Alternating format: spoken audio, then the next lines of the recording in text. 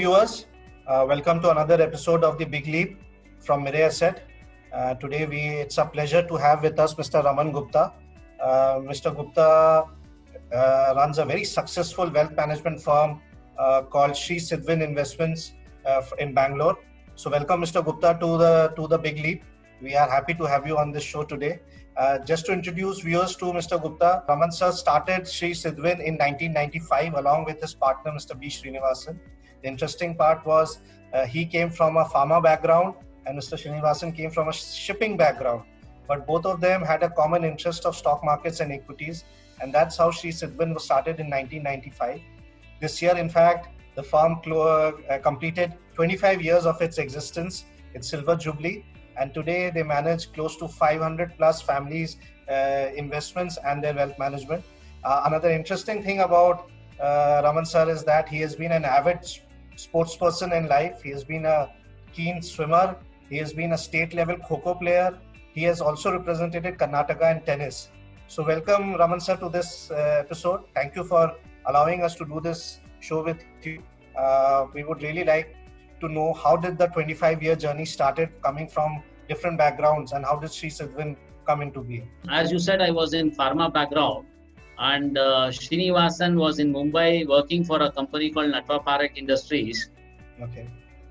Both I was looking for a change in my profession because I was not much keen to be in the pharma industry. I didn't have a passion to it. My more time was watching stock markets and playing in stock markets. So met Srinivasan because me and Srinivasan were family friends and was telling him to find some opportunities, and he intended to come and settle down in Bangalore. So together we planned to start a sub-broking office in Bangalore, and in 1994 we registered Sri Sidwin Financial Services and Investments, and February 1995 we started off our operations as sub-brokers. Okay. So how did the mutual fund part start, sir?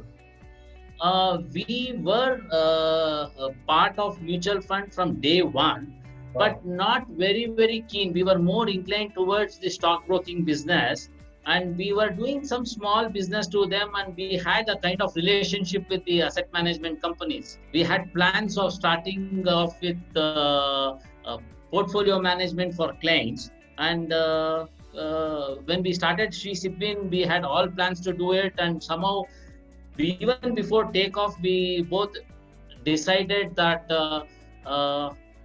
we should not do that, and we just stuck to sub-broking, and we were doing broking and generally advising investors, what should they buy, how should they buy, why it should be a little long-term investment, why they should not do more of trading. We were more advising on that time, and we were doing stockbroking. Then we realized at one point of time, stockbroking is not that kind of business where I should keep advising clients. Then after a year or two, there was huge volatility in the markets. Yes. Our business also came down. So when business came down, we thought we should also have other verticals of business, and that is how mutual funds was looked into seriously. And what happened was in 1999-2000 is when that privatization of insurance companies happened. Yes. That is when it became more serious on client acquisition or increasing our strengths in mutual funds. Because we started advising investors on life insurance, then we thought we should qualify ourselves to completely do some planning. That is when the Certified Financial Plan and FPSP started in India. Yes. Sini enrolled there, and he was one of the first few CFPs in the country. He was the first batch pass out in the country. Then after a year or two, I also qualified myself as Certified Financial Planner, and our seriousness towards mutual fund, all other asset classes became more prominent at that point of time, and we are here with that. Lovely. So how are the key incidents, sir, during this journey? How did you get your 100th client, your 500 family? How do those things pan out? See, from day one, me and Srinivasan were never a salesman. I told you, even when doing stockbroking, we were giving more of advice than allowing investors to do a lot of trades. Where broking firm needs to hit lot of trades, we were not allowing investors to do that. So that was a kind of inbuilt in us to give advice. Lovely. And we were not good salesmen, so we were not prospecting, because stockbroking was such a business that we would not like to prospect in the known society and have a harsh relationship with them. So we were always waiting for investors to come. Sure. So when the life insurance business started, we had to prospect. Thanks to HDFC Life Insurance and ICICI Pru Life Insurance on their beginning stages, they helped us prospect a lot of clients, and touch wood, God's grace, that helped us to increase our client base. And because of our approach and investors' attitude, we have grown, and we actually, to be very frank, stopped prospecting in 2009 itself. We stopped prospecting. And we have stuck only to voluntary client referrals. Not even, we don't ask for referrals. We wait for client to voluntarily refer us clients, and we take them. That's how it's been. In 1995, the first man who became my client is even today my client. Okay. It's been more than 25 years. We are very, very grateful to the Almighty and the clients and our hard work and our unbiased hard work, I can say. Yes, Unbiased hard work, which has helped us to create this big family of Sri Sidwin and investors, and we are moving ahead. I don't have a particular story. Everybody, it just happened one by one. That's it. No, sir, that's how it gets happened also. But 25 years, sir, long time. You would have literally seen people not knowing mutual funds, then to see mutual funds being sold on the footpath, and then today it is happening. The regulations have changed. The way mutual fund is talked about is different. So how have you seen the regulations change, and how does that been a part of your 25-year journey? On a personal side, I always feel all these things have happened for good. Whatever happened, SEBI coming into existence, it happened in front of me in 1995, 96. Yes. And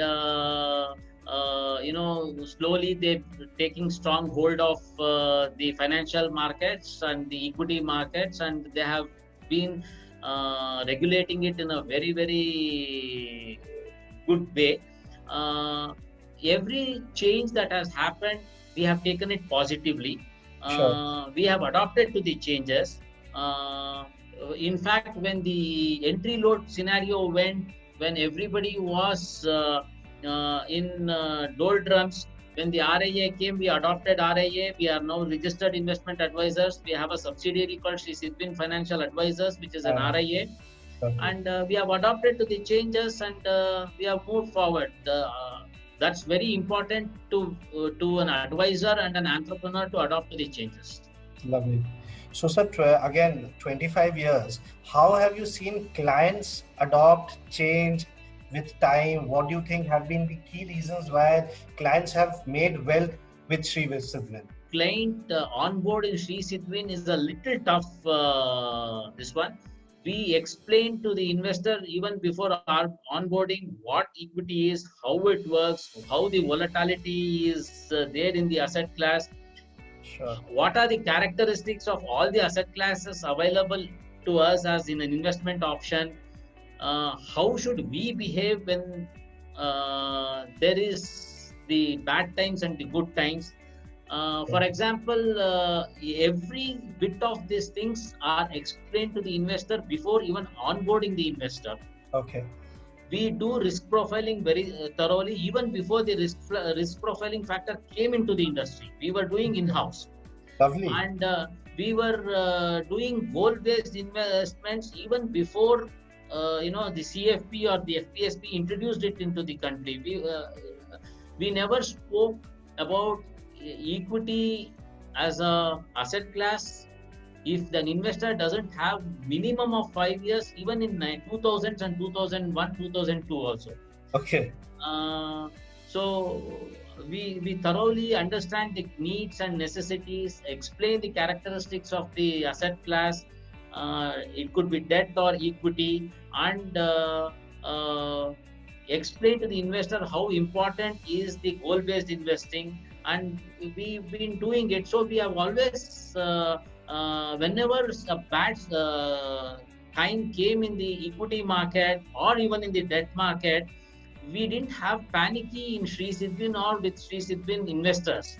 Okay. Because investors knew about the risk factors, the investors knew about the characteristics of the asset class.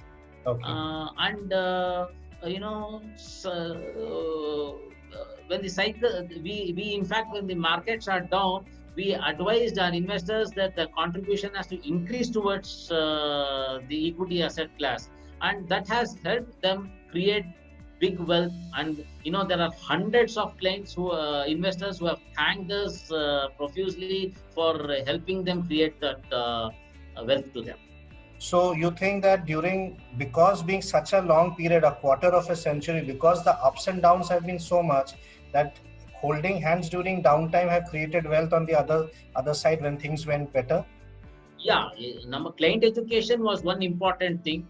Even before somebody entered into the mutual fund or an equity as an asset class, should understand that this is going to happen in some part of his investment time horizon. Yes. And he should understand, he should not violently react for it. Okay. Second thing is, understanding that this asset class is purely for long term. Should not come to this asset class only to hit and run opportunities. Yes. It should always be, we always explain something called, making money and creation of wealth is two different things. So we would have explained to them, if somebody is only inclined in making money, we thank them, we shake hands with them and send them out. Okay. Because it doesn't work that way. I agree. If somebody has got a wealth creation approach towards his goal-based attitude, we take them, we embrace them, we guide them, and we get it executed for them. Lovely. We were never in a hurry to acquire clients in numbers. I can understand, because this much of time which is required, what you're talking about is a lot of time and dedication. Hand-holding will go into the, it's not about onboarding client as soon as possible. It is to explain to them that what happens after onboarding. Yes. What is the journey about? Anybody can start the journey in a hurry, but if you don't know about the journey, then that journey becomes a little difficult. That is the reason, no investor has left us feeling disappointed. No employee has left us disappointed. Lovely. So, sir, many of our viewers are people who are from the profession, who are in the mutual fund intermediation business. These are difficult times. We are in COVID times.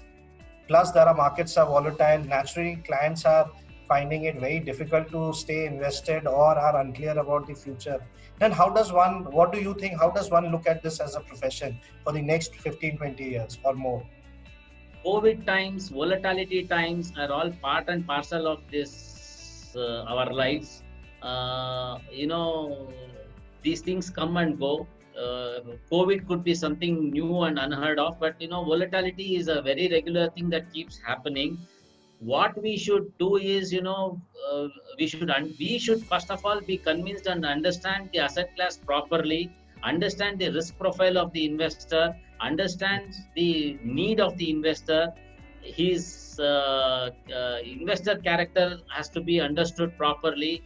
Then give a proper investor education to the investor about the asset classes that we deal in. Then goal-based investing is the only solution that an investor will be happy at the end of it. So if I'm given unbiased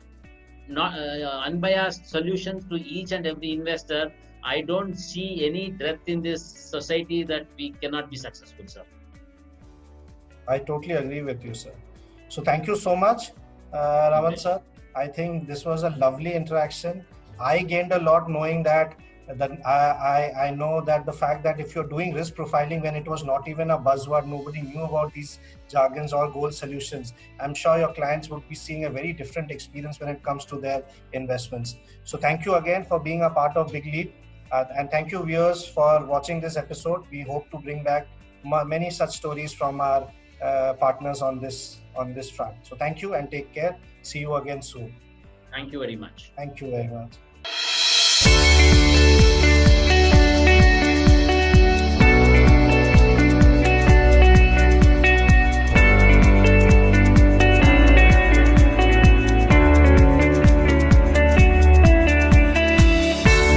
Mutual fund investments are subject to market risks. Read all scheme-related documents carefully.